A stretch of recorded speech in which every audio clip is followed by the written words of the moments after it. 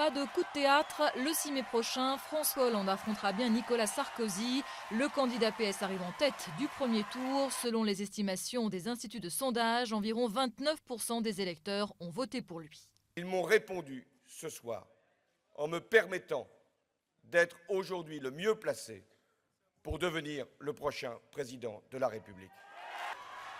Autour de 27% des voix pour Nicolas Sarkozy, c'est la première fois sous la Ve République qu'un président sortant est devancé au premier tour.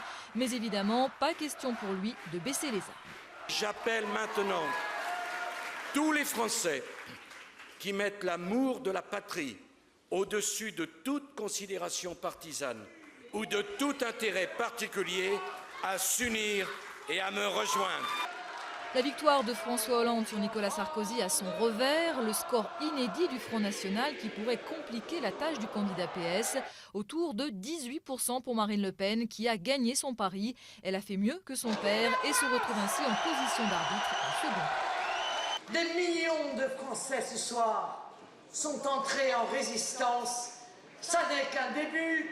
Continuons le combat! Marine Le Pen distance très largement Jean-Luc Mélenchon, autour de 11% des voix pour le candidat du Front de gauche, qui n'aura pas réussi dans les urnes la même percée que dans les sondages. Je vous appelle à vous retrouver le 6 mai, sans rien demander en échange. Le 6 mai pour battre Sarkozy. Cinquième position seulement pour le centriste François Bayrou avec moins de 10% des voix, bien loin de son score de 2007. Un peu plus de 2% pour Eva Joly, le vote écologiste s'effondre et la candidate Europe Écologie Les Verts arrive juste devant le candidat gaulliste Nicolas Dupont-Aignan. À l'extrême gauche, Philippe Poutou pour le NPA recueille 1,3% des voix contre 0,6% pour Nathalie Arthaud pour Lutte ouvrière. Jacques Cheminade ferme la marche à moins de 0,3%.